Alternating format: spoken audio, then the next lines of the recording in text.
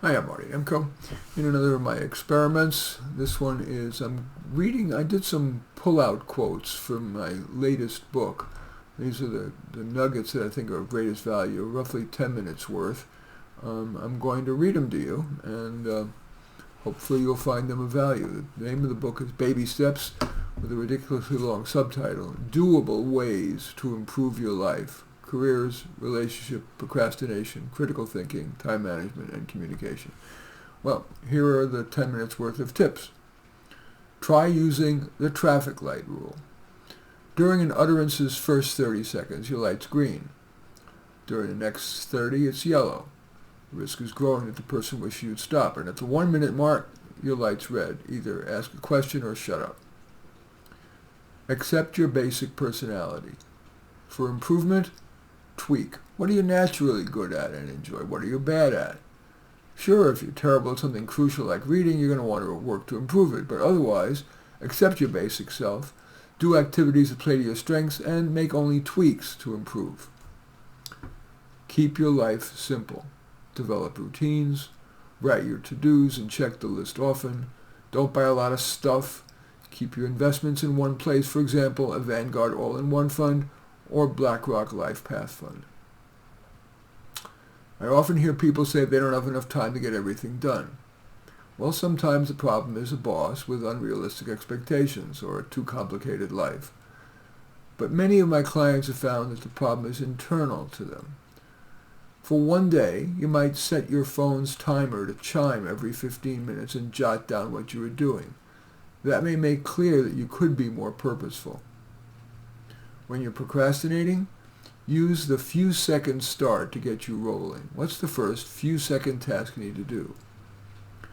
The other time we're tempted to procrastinate is when we're reaching a hard part.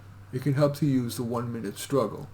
When you reach a roadblock, struggle for just a minute. After that, decide whether to get help, come back to it later, or do the project without conquering the roadblock. Be aware of the moment of truth. That's the second you're deciding whether to do the task, do a less important one, or do something for fun. At that moment of truth, slow down, breathe, and ask yourself whether you're telling yourself a lie.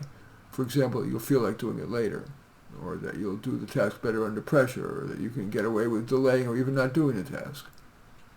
We all waste some time, but consciously decide case by case whether it's wise to do so. You'll waste less time net. Corollary? Succumbing to procrastination does eviscerate your life like a metastasizing cancer. Don't fall for today's fad, encouraging us to just be, to be still, to meditate. That may be relaxing, but ultimately, I believe those are wastes of time.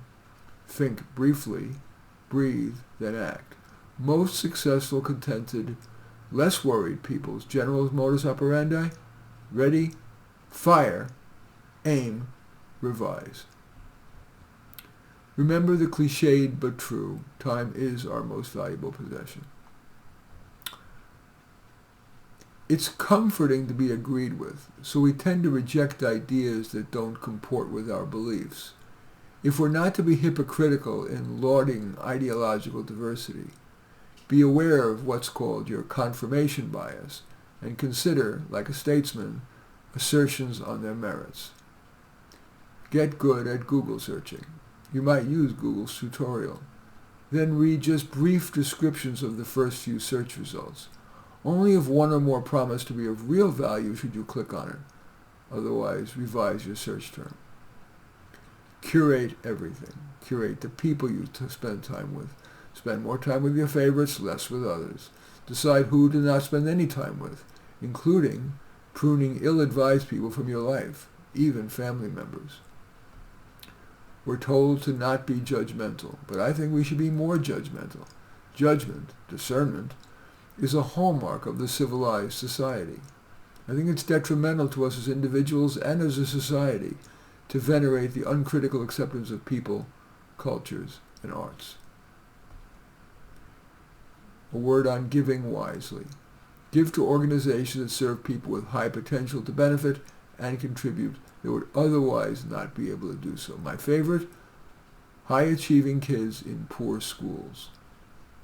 And, though not tax deductible, you might give to high-potential individuals, not just nonprofits. Unless your child can get into a designer label college such as Harvard or Stanford without sacrificing a decent high school life, he or she may be wise to live at home while attending a local community college. Not only is the cost dramatically lower, instruction and quality of life at home tend surprisingly to be better, and it's usually easier to transfer to a brand name college as a junior than as a freshman. Doing that yields a brand name on the bachelor degree diploma. The most contributory and satisfied people generally are straight arrows. Sure, even many super straight types would rather do something creative and independent than be a cog in a corporate machine. But recognize that few people make a sustainable living as a creative, and that many of those do less for the world than, for example, that middle manager who helps ensure that top-rated cars retain their quality and are saleable at an affordable price, that farmer who gets produce from farm to market promptly, the factory worker who ensures the quality of our over-the-counter pain relievers, the trucker who ensures that the appliances are in stock, and yes, the janitor who ensures that our supermarkets are clean and COVID safer. Collaboration tends to be slow and can be demotivating, disempowering. Individuals have little ownership and get little credit. And teamwork's aim for consensus can lead to lower common denominator results, a tepid rather than a bold solution on which everyone can agree. Sometimes the best team for a job is an individual. Marijuana has been studied for less time than alcohol, yet just in the most recent decade, a mountain of evidence indicates that weed is more dangerous even than alcohol. Marijuana has been implicated in everything from lowered IQ to lowered motivation, cancers to car accidents. All wisdom does not reside with the woke. To get fair exposure to other worthy thoughts, read the editorial page of the Wall Street Journal and the book The Fountainhead or Atlas Shrugged, which are ridiculed by the left and revered by the right. Use the relationship report card, especially in considering a long-term relationship. Does your partner deserve at least a B on each of these? Compatible sex drive. It doesn't matter if it's high or low, as long as it's reasonably matched with yours. Respect for what your partner says. Is he or she intelligent, ethical, and commonsensical enough? Is he or she kind? You don't want a milquetoast, but you do want your partner who errs on the side of kindness. The world is tough, and when we come home, we don't want to face a buster of whatever sex. Is he or she free of a fatal flaw, temper, addiction, significant mental illness? And then there is that ineffable thing called love. Do you continue to enjoy seeing, being in the room with, even just getting a text from your partner? The case for solohood. Many people are happier single than coupled, and that makes sense. You have more freedom, less compromise. Don't couple up because it's the norm.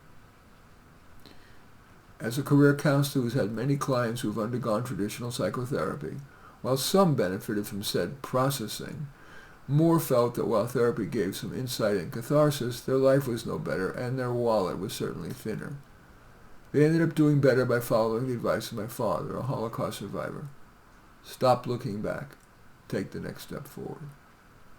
Many people want to know what career to choose. Well, an easy way to do it is to scan the index or the table of contents of the government's Occupational Outlook Handbook, available free online, or my book, Careers for Dummies. Each of them profiles 300 plus careers. You can get ideas quickly just by scanning their index and reading profiles that intrigue.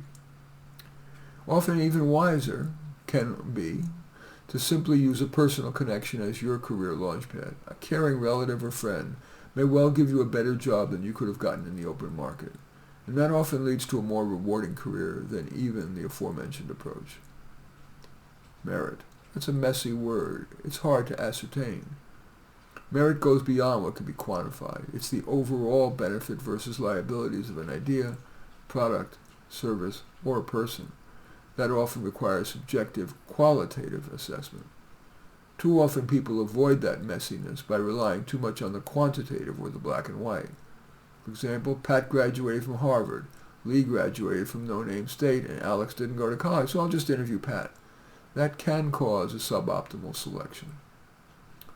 Redistribution.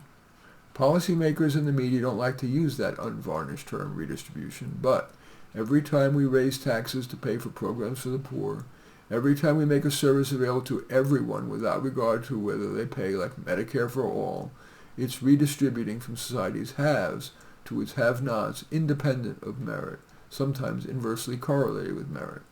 In developing your own policy beliefs and voting decisions, it's wise to view such issues not sugar-coated, but unvarnished.